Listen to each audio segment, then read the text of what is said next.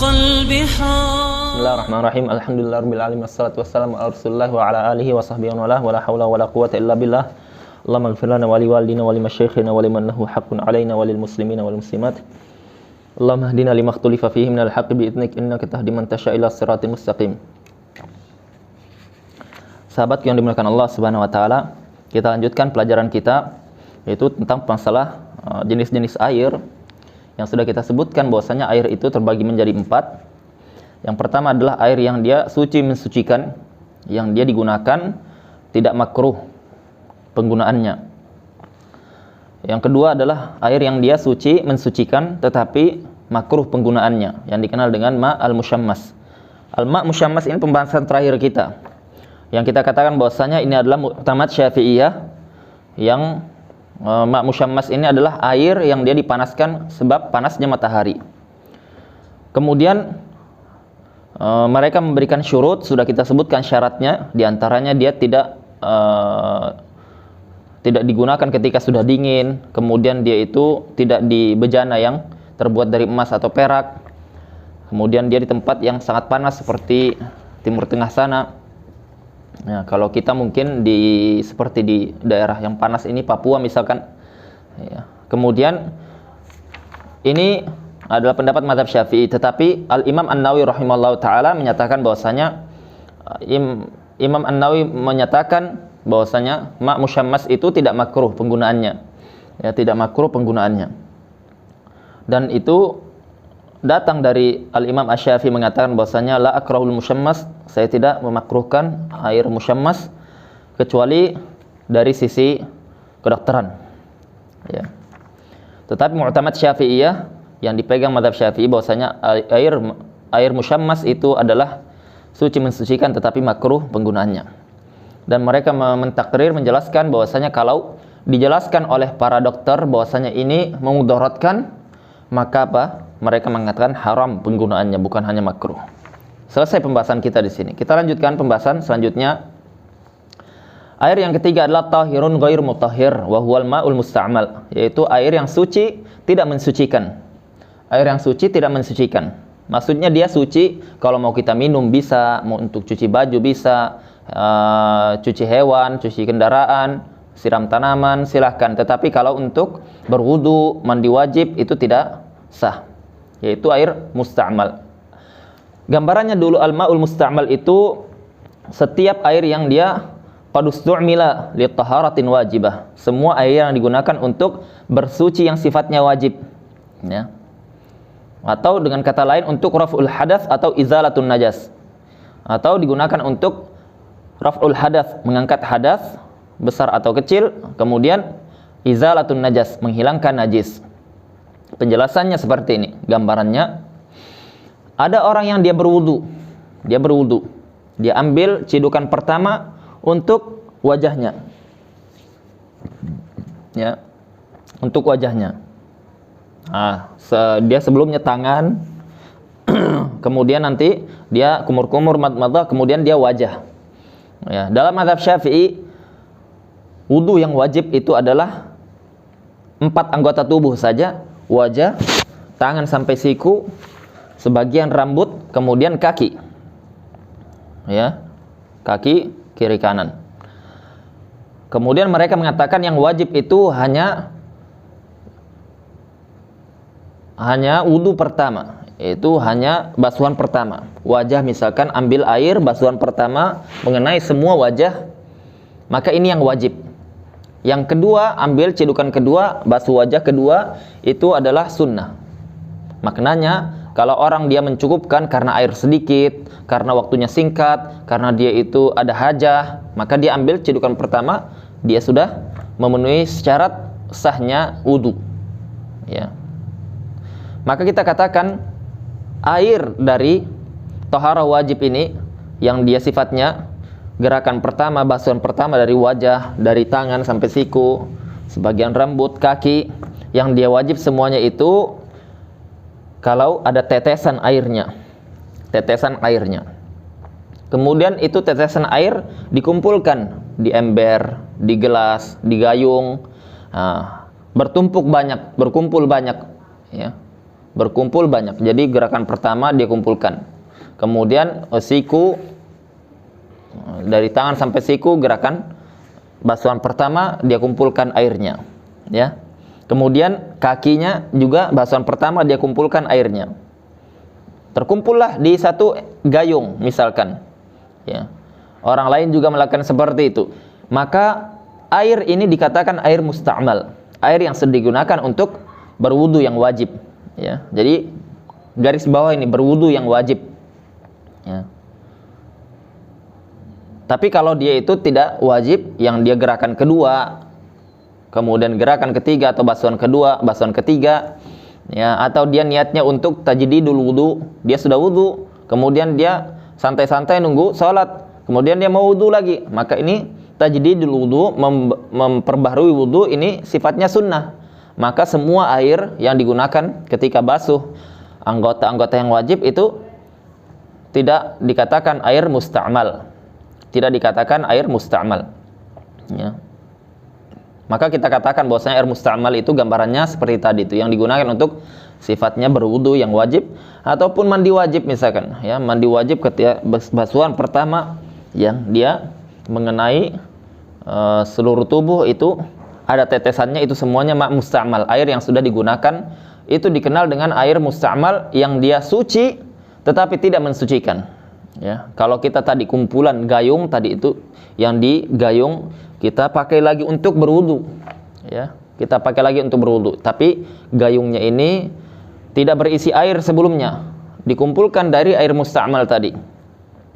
Maka kita katakan tidak sah berwudu dengan air musta'mal tersebut, ya. Tidak sah berwudu dengan air musta'mal tersebut. Dan ini bukan hanya mazhab Syafi'i, dan ini bukan hanya mazhab Syafi'i, tetapi ini mazhab mayoritas para ulama, ya. Karena ada yang mengatakan pembahasan ma' musta'mal itu hanya di mazhab Syafi'i saja yang tidak membolehkannya. Dan ada kesalahan gambaran tentang ma' musta'mal. Ada yang menganggap bahwasanya ini kesalahan terjadi di banyak penuntut ilmu, ya, orang awam pun sama. Karena apa? Karena tersebar pemahaman yang keliru ini. Mereka mengatakan air musta'mal itu menurut mazhab Syafi'i, ketika kita berwudu, air tetesannya jatuh ke ember. Embernya itu ada isinya air. Isinya ada air, ya. Kemudian jatuh air tersebut. Kalau sudah jatuh ke situ, maka tidak boleh lagi ember ini, satu ember digunakan, tidak boleh untuk berwudu. Bagaimana katanya? Ya sudah, jangan digunakan berwudu. Ya, ada yang membuang airnya dan seterusnya. Ya, bahkan sebagian sampai pada taraf mengolok-ngolok mazhab seperti ini. Gara-gara apa? Gambaran dia yang keliru, yang dia nisbahkan kepada mazhab Syafi'i. Itu gambaran keliru. Nah, kalau gambaran yang benar sudah kita gambarkan tadi, tetapi yang keliru tadi ini tidak benar, itu air musta'mal, ya. Jadi kalau kita gunakan air wudu kita jatuh menetes, ya, jatuh menetes ke ember, yang dia ada airnya, meskipun sudah menetes dari basuhan wajah kita itu, maka yang di ember ini masih sah, masih boleh kita gunakan untuk berwudu, ya, masih dianggap air mutlak, air yang suci mensucikan. Nah, di situ perbedaannya. Jadi di sini air musta'mal, maka tidak bisa digunakan untuk berwudu, tidak bisa digunakan untuk mandi wajib lagi. Kenapa di antara istidlal atau bagaimana metode pendalilan Syafi'iyah, secara ringkas bahwasanya mereka mengatakan ada banyak keadaan para sahabat dahulu itu kondisinya sangat membutuhkan air dan air sedikit, ya, terutama masa-masa paceklik, maka mereka itu sudah sangat sedikit air, mereka membutuhkan air. Dan tidak ada disebutkan dalam satu riwayat pun mereka itu menggunakan air musta'mal, mengumpulkan air habis basuhan saudaranya, temannya, sahabatnya, kemudian ditampung di bejana misalkan, kemudian digunakannya lagi, ya, padahal mereka itu sangat membutuhkan. Maka ini alasan Syafi'iyah bahwasanya air musta'mal itu tidak bisa digunakan untuk berwudu, tidak bisa digunakan untuk taharah. Kemudian disebutkan bahwasanya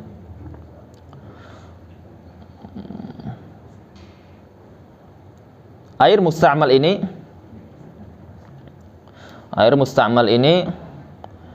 Yushtaratu fil ma'il musta'mal fi raf'il hadath an yakun qalilan. Ya. Air musta'mal yang tadi kita katakan bahwasanya kalau dia dikumpulkan di mana ini, di gayung, dia itu kecil, ya, sedikit.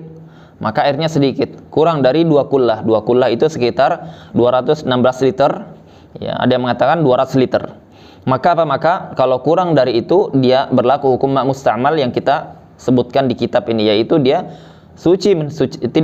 tidak mensucikan, yaitu suci tetapi tidak bisa digunakan untuk taharah, berwudu atau mandi wajib. Tetapi kalau dia banyak maka dia tidak masalah, boleh digunakan untuk berwudu, boleh digunakan untuk mandi wajib. Banyak itu dia lebih dari 216 liter atau sampai 216 liter. 216 liter itu sudah dianggap banyak. Ya. Kita lanjutkan ya. Wal mutaghayyiru bima khalatahu minat tahirat. Wal mutaghayyiru bima khalatahu minat tahirat. Sebelumnya, teman-teman semuanya, sebenarnya banyak pembahasan-pembahasan yang harus didetailkan, tetapi kita muraat, kita menjaga jangan sampai terlalu berat untuk pemula, maka kita cukupkan dengan yang mudah-mudah saja ya. Ya. Meskipun terkadang kita ingin membahas, mengkaji yang dia sifatnya mendetail atau penjelasannya lebih gamblang sedikit, maka kita urungkan karena kita melihat yang ikut pemula ya. Wal mutaghayyiru bima khalatahu minat tahirat.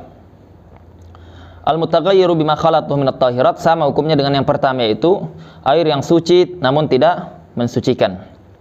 Ada air al mutaghayyiru bima khalatahu minat tahirat, terjemahannya yang dia air yang berubah karena adanya sesuatu benda yang suci, yang tahir, yang berkumpul atau menyatu, masuk ke dalam air tersebut, kemudian ikhtilat, terjadi percampuran antara benda yang suci ini dengan air. Maka kalau menyebabkan perubahan, air tersebut tidak menjadi mensucikan ya. Dia suci, bisa diminum ya, bisa digunakan untuk cuci baju, cuci piring, tetapi kalau untuk digunakan selain itu tidak boleh. Seperti misalkan apa? Seperti taharah, bersuci, baik itu untuk mengangkat hadas kecil ataupun besar, berwudu ataupun mandi wajib tidak bisa. Sama dengan air musta'mal tadi hukumnya sama. Yang dimaksud dengan al-mutaghayyir itu gambarannya ada misalkan satu ember. Satu ember ini terkena air sabun ya, tertumpah air sabun di situ, tertumpah sabun di situ, tertumpah tinta di situ ya. Maka apa kita katakan kalau dia karena benda yang suci yang masuk ke dalamnya, tinta tadi atau sabun tadi itu menyebabkan perubahan terhadap air ini, yang mana orang mengatakan bahwasanya itu air sabun, itu air tinta, itu air bunga mawar, itu air teh, itu air susu, maka kita katakan dia berlaku hukum suci tidak mensucikan. Dia suci tidak mensucikan karena yang bercampur dengannya adalah sesuatu yang dia tahir ya, yang dia tahir, suci ya. Susu suci, teh suci, sabun suci, maka dia kita katakan suci tetapi tidak mensucikan ya. Itu gambaran singkatnya. Mereka mengatakan bahwasanya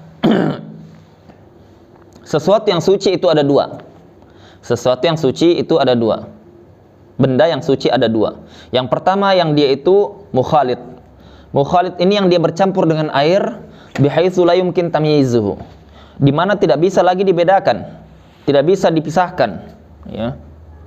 Tidak bisa dipisahkan, maka ini mukhalid. Ini yang dia pembahasan kita sekarang, yang dia suci tetapi tidak mensucikan ya. Seperti tinta tadi, kalau bercampur tidak bisa kan kita pisahkan air tinta tersebut dengan air dipisahkan, tidak bisa ya. Tidak bisa, kecuali dengan masyaqqah syadidah, dengan difilter dan lain-lain ya. Yang maksudnya adalah dipisah dengan mudah ya. Maka kita katakan ini airnya kalau sudah bercampur menyebabkan perubahan, maka kita katakan air tersebut suci tidak mensucikan tidak bisa dipakai wudhu, tidak bisa dipakai mandi wajib, ya. Air sabun, misalnya saya mau pakai sekalian untuk mandi wajib karena ini bagus, harum kita menggunakan air sabun, maka kita katakan tidak sah karena tidak bisa dipisahkan antara air dengan sabun tersebut. Beda kalau dia lawannya yaitu mujawir. Mujawir ini bisa dipisahkan, ya, bisa dibedakan dia, seperti bercampurnya dengan minyak, ya, air kejatuhan minyak, maka minyak dan air bisa dipisahkan, ya, bisa dia pisahkan karena dia tidak bercampur. Yang dia bercampurnya bercampur seperti halnya dengan bercampur dengan sabun atau dengan tinta, maka kita pisahkan kemudian digunakan bersuci bisa, ya. Maka itu pembahasannya. Jadi patokannya adalah berubah, ya. Berubah itu dilihat dari salah satu dari 3 sifat, apakah itu harumnya atau warnanya atau rasanya. Kalau berubah maka kita katakan apa? Dia dikatakan air yang suci, tidak mensucikan.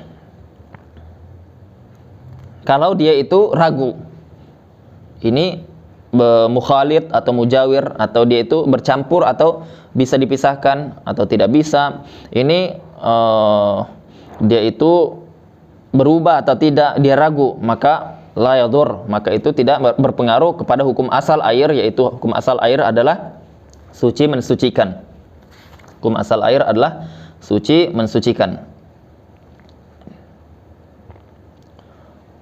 Kemudian yang terakhir ada pembahasan ma'un najis, ya. Yang terakhir, yang keempat adalah air yang dia najis. Air yang najis wa huwa alladzi halat fi najasatun wa huwa dunal qullatain. Air yang dia itu bercampur dengan najis sedangkan air tersebut kurang dari 2 kullah. 2 kullah tadi 216 liter, ada yang mengatakan 200 liter karena tidak masalah berkurang sedikit.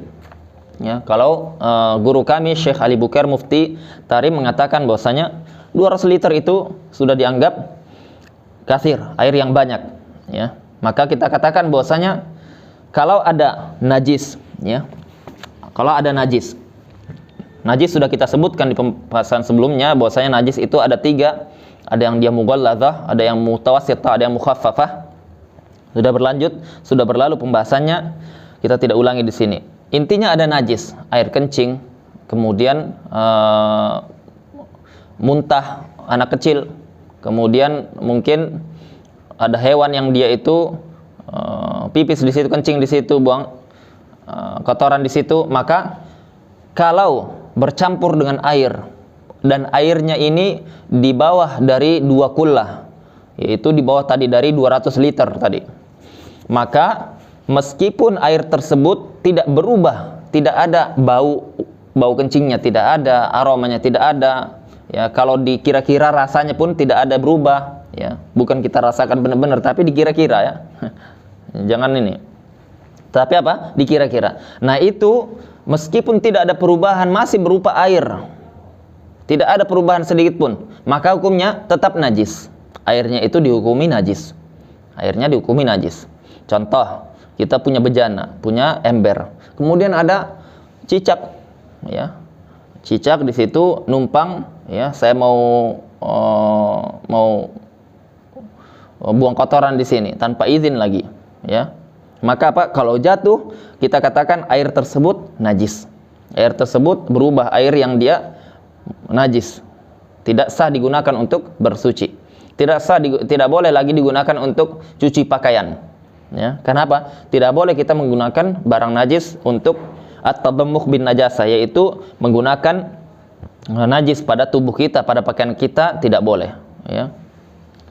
Maka kita katakan bahwasanya yang dibolehkan itu wa hadzal qismu yahrum isti'malu fi at-tahara al-adami wa syurbihi lakin yajuz isti'malu fi syurbil bahimah. Boleh digunakan untuk minum hewan ternak, ya, minum hewan ternak boleh, atau mandikan hewan ternak, atau matikan api, atau siram tanaman, itu dibolehkan. Tetapi kalau kita pakai untuk mandi, ya, kita, atau kita minum, ya, apalagi kita bersuci dengannya, wudu, tidak boleh. Maka kita katakan airnya sudah najis. Itu kalau di bawah 2 kullah, yaitu di bawah 216 liter atau di bawah 200 liter. Ya, kami cenderung bahwasanya apa yang difatwakan guru kami 200 liter itu sudah dianggap banyak, 2 liter itu lebih memudahkan. Wallahu a'lam bishawab. Maka kita katakan bahwasanya air itu ada dua kondisi kalau terkena najis, yaitu kondisinya dia airnya banyak, ya banyak tadi di atas 200 liter atau 200 liter ke atas, maka dia kalau terkena najasah, dilihat dia berubah atau tidak. Dia berubah atau tidak. Perubahan salah satu tadi, rasa, bau dengan warnanya. Kalau dia berubah salah satunya maka dia najis. Maka tidak boleh digunakan untuk bersuci. Tetapi kalau tidak berubah, kondisi air tersebut banyak, maka boleh digunakan karena dia masih kuat kesucian air tersebut dibandingkan najasah, ya. Kesucian air tersebut lebih kuat dibandingkan najis yang ada. Ya, maka apa? Maka dihukumi suci.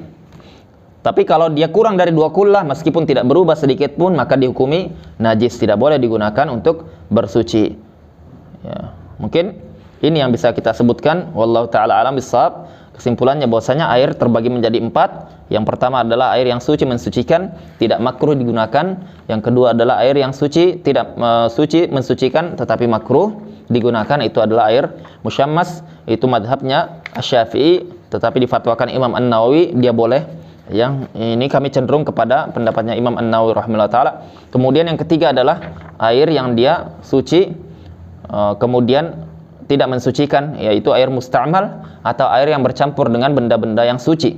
Yang ketiga adalah air yang dia najis, tidak sah digunakan ketika kita untuk taharah, yaitu seperti wudhu atau mandi wajib. Kalau dia air bercampur dengan najis, kondisinya kurang dari 2 kullah, au kana kullatain fataghayyar, atau dia 2 kullah tapi berubah, ya maka itu disebutkan di sini wal qullatan 500 ritlin bil Baghdadi takriban fil asah, dan 2 kullah itu 500 ritl Baghdadi, kira-kira seperti itu dalam pendapat yang benar, dan itu kita sebutkan sekitar 216 liter ketika kita hitung.